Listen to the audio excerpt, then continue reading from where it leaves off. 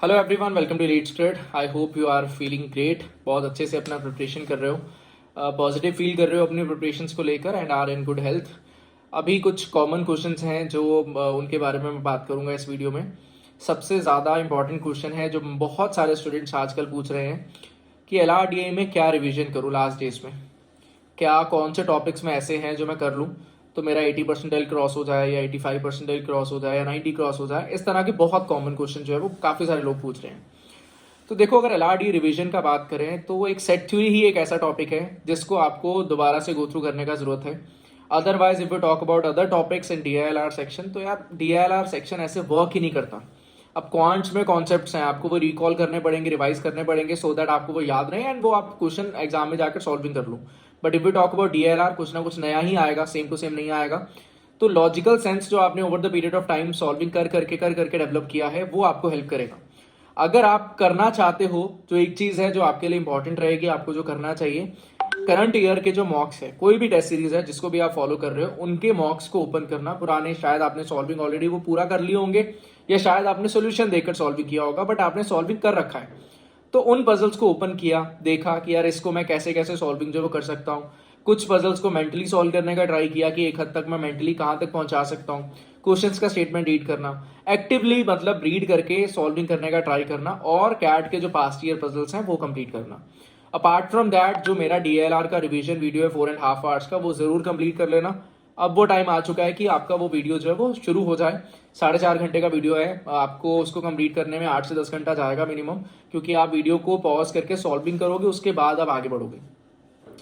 दूसरा जो कंसर्न है, बहुत बड़ा कंसर्न है ये इस टाइम पर, और इसको अभी एड्रेस कर लो तो अच्छा रहेगा, अदरवाइज बाद में जाकर प्रॉब्लम होगा। वो ये है कि अगर आप कोई क्वेश्चन सॉल्विंग करने बैठे हो, मान लो अब मैंने अभी जो बताया आपको कि आप कैट का पजल करोगे या इस ईयर के जो मॉक्स हैं उनके पजल्स आप करोगे। अब आप सेकंड टाइम सॉल्विंग कर रहे हो, आप ऑलरेडी पहले एक बार उसका सोल्यूशन देखकर सॉल्विंग कर चुके हो या अपने आप कर चुके हो। अब की बार उसका सोल्यूशन गलती से भी चेक मत कर लेना। पिछली बार आपने सोल्यूशन चेक किया, कोई बात नहीं, आपको नहीं पता था या उतना नॉलेज नहीं था, जो भी गड़बड़ हुआ हुआ। बट अब की बार अगर आप सॉल्विंग कर रहे हो तो अपना दिमाग जो इंजन है ना, उसको गर्म करने का बेस्ट टाइम है, बेस्ट तरीका ये है कि आप अपने आप से हर एक क्वेश्चन को बनाओ। कोई भी पजल है, आपको थोड़ा ज्यादा टाइम लग रहा है, देंगे यार कोई बात नहीं, बट बनाऊंगा अपने आप से। इस टाइम पे अगर अपने आप से बनाओगे, बेटर वे में सॉल्विंग जो है वो अडेप्ट कर पाओगे। और अगर खुद से सॉल्विंग करोगे सोल्यूशन देखे बिना, तो कॉन्फिडेंस बहुत अच्छा आएगा। उसी कॉन्फिडेंस की हेल्प से एग्जाम सिनेरियो में जाकर सॉल्विंग भी कर पाओगे। तो अननेसेसरी बार बार सोल्यूशंस मत देखो। मैं बहुत बार कह चुका हूं ये चीज, फिर से रिपीट कर रहा हूं, प्लीज सोल्यूशंस को मत देखो। मेरे सोल्यूशन देखना का मतलब है अपने सोल्यूशंस को बेटर वे में सीखने का एक वे आपको मिल जाता है कि आपने मेरा सोल्यूशन देखा, आपका अपना सोल्यूशन था, अगर उसमें कुछ गैप था तो आपने वो गैप जो है वो कंप्लीट कर लिया वो मेरा सोल्यूशन देखकर। बट अगर आप डायरेक्टली मेरा सोल्यूशन देखोगे तो आपका अपना सॉल्विंग नहीं होगा, आप अपना सॉल्विंग डेवलप नहीं कर पाओगे। तो अपना सॉल्विंग और अपना कॉन्फिडेंस डेवलप करने का एक ही तरीका है कि आप अपने आप से सॉल्विंग करो, ठीक है। देन सेकंड चीज आता है कि यार लास्ट दिनों में यार मेरा मॉक देने को बिल्कुल मन नहीं कर रहा, मैं क्या करूं। देखो, आपका मॉक देने को बिल्कुल भी मन नहीं कर रहा, एकदम जायज बात है, कोई बड़ी बात नहीं है। अगर मन कर रहा है बहुत अच्छी बात है, नहीं कर रहा तो भी ठीक है, कोई दिक्कत नहीं है। एक मॉक मैं फिर भी सजेस्ट करूंगा कि लास्ट के कुछ दिनों में दे लेना। एक से ज्यादा अगर मन नहीं कर रहा तो एक से ज्यादा मत देना। अगर मन कर रहा है 2 3 4 मॉक देने का भी मन कर रहा है, दो, कोई दिक्कत नहीं है। बस उन मॉक्स के स्कोर्स को बहुत ज्यादा दिमाग पे हावी मत करना कि यार मेरे मॉक्स में स्कोर बहुत अच्छा आ गया तो ओवर कॉन्फिडेंट में चले जाओ। चांसेस कम ऐसा हो। अगर मॉक्स में एकदम से स्कोर कम चला गया तो अंडर कॉन्फिडेंट हो जाओ कि यार ये तो कुछ हो ही नहीं रहा। अब जैसे ही मॉक्स में स्कोर कम आते हैं ना, तो स्टूडेंट्स का क्या होता है, यार मेरा तो इस हिसाब से कैट में कुछ हो ही नहीं पाएगा, यार मैं तो कर ही नहीं पा रहा। मेरा एक मॉक में अच्छा जाता है, दूसरे में खराब चला जाता है, सेक्शन वाइज में मेरा अच्छा चला जाता है, किसी सेक्शन में किसी में कम चला जाता है, यार मैं तो कुछ कर ही नहीं पाऊंगा। देखो, जो आपके मॉक्स में क्वेश्चन आ रहे हैं ना, वो कैट में सेम नहीं आने वाले। मॉक में इतने सारे मॉक्स बनते हैं, किसी में कोई सेक्शन से क्वेश्चन ज्यादा होंगे, किसी में कोई सेक्शन में होंगे। कैट का जो पेपर बनेगा वो exact same set of questions पे नहीं बनेगा। अरिथमेटिक का कहां से किस लेवल का क्वेश्चन आ रहा है, अलजेब्रा का कहां से कौन से लेवल का क्वेश्चन आ रहा है, बिल्कुल डिफरेंट होगा एज पर जो आप मॉक्स में दे रहे हो। मे बी मॉक्स में जो आप सही क्वेश्चन कर रहे हो, मान लो अरिथमेटिक में आप जिस टाइप के क्वेश्चन सही कर रहे हो वैसे ही कैट में आपको मिलते हैं। अलजेब्रा के जिस टाइप के आप अच्छे कर रहे हो, सही कर रहे हो, वो आपको पेपर में मिलते हैं, ऑटोमेटिकली आप अच्छा कर लो।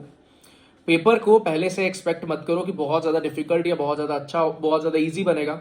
जैसा भी पेपर होगा, आपको ऑन द स्पॉट जाकर अपना बेस्ट पॉसिबल अटेम्प्ट देना। अभी ये मत सोचो कि यार मुझे कितना स्कोर लाना पड़ेगा इतना परसेंटाइल लाने के लिए, या मैं 80 स्कोर लेकर आऊंगा तो मेरा इतना परसेंटाइल बनेगा। देखो, जब तक आप पेपर नहीं देख लेते हो, आपको नहीं पता चलेगा कि कितने स्कोर पे क्या परसेंटाइल बनेगा। एक बार अटेम्प्ट करते टाइम पे भी आपको आइडिया नहीं लगेगा, आपका यही फोकस रहेगा कि यार मैं बेस्ट पॉसिबल अटेम्प्ट देकर जितना मैक्सिमम स्कोर कैप्चर कर सकता हूं उतना करूं। सॉरी। अगर आप वो क्वेश्चंस पिक कर ले रहे हो जो आपके लिए इजी हैं, एग्जाम में डुएबल हैं, तो बहुत अच्छी बात है, आप ऑटोमेटिकली अपना स्कोर जो है वो बढ़ा पाओगे। अब एक और कंसर्न आता है स्टूडेंट्स का कि यार इजी क्वेश्चन और डिफिकल्ट क्वेश्चन को यार कैसे पिक करूं। देखो, इजी क्वेश्चन और डिफिकल्ट क्वेश्चन में सिंपल सा सिनेरियो है, अगर आपको क्वेश्चन समझ में नहीं आया लैंग्वेज एग्जाम सिनेरियो में, तो ऑटोमेटिकली वो आपके लिए डिफिकल्ट क्वेश्चन बन सकता है। मे बी वो मॉडरेट क्वेश्चन हो, इजी टू मॉडरेट हो, बट क्योंकि आपको उसका लैंग्वेज ही समझ में नहीं आया तो वो आपके लिए डिफिकल्ट बन सकता है। एंड मे बी कोई मॉडरेट क्वेश्चन हो, आपने एकदम से पिक कर लिया तो वो आपके लिए इजी बन जाए। मे बी कोई डिफिकल्ट क्वेश्चन हो, आपने ऑप्शन यूजेज अच्छे से कर लिया तो वो आपके लिए इजी बन जाए। तो ये चीजें रिस्पेक्टिवली वर्क करती हैं, ऐसा नहीं है कि सबके लिए जो है वो सेम होगा। इन कंपैरिजन में चलता है यार, किसी के लिए कोई चीज अच्छी है, किसी के लिए वो चीज डिफिकल्ट हो जाती है, तो ये सिनेरियो जो है वो चलता रहता है।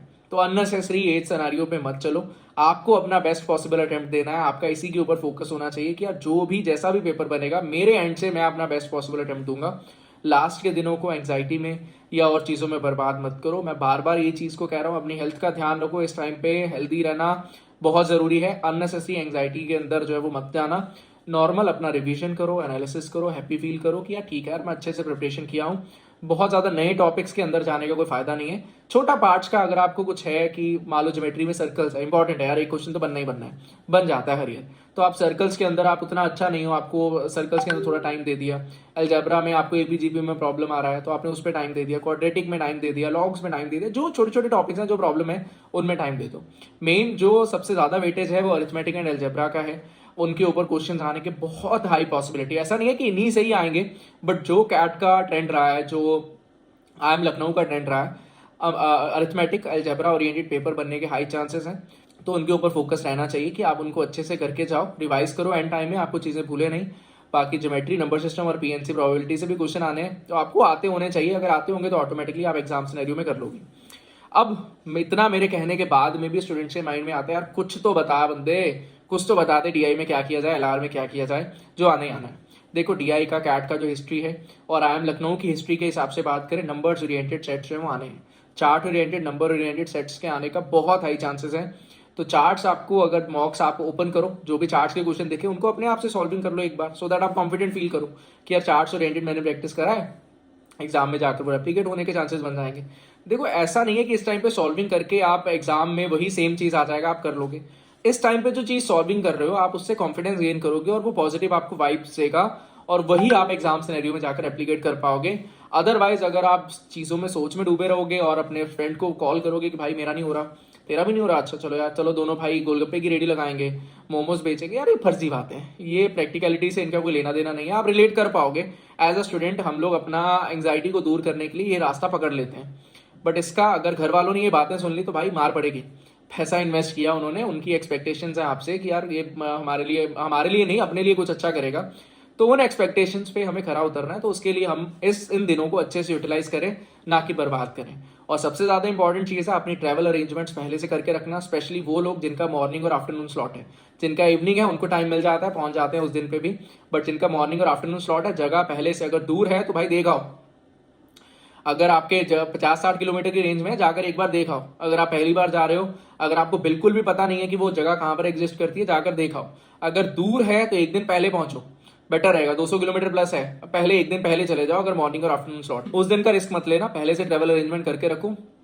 अननेसेसरी हमें कचरा नहीं करना है इन चीजों के चलते हुए। अपना बाकी अच्छा खाओ पियो, पढ़ाई करो, मेहनत करो, बेस्ट पॉसिबल अपना अटेम्प्ट देने का हमें ट्राई करना है। मेहनत करते रहेंगे और अच्छा निकालेंगे इससे। बाकी कैट है और भी एग्जाम्स हैं, बट अभी हमारा फुल फोकस जो है वो कैट के ऊपर है। कैट के ऊपर ध्यान देते हैं और अपना बेस्ट पॉसिबल अटेम्प्ट देने का ट्राई करते हैं। So that is all from my side. अपना ध्यान रखें। Good night, happy learning, bye bye.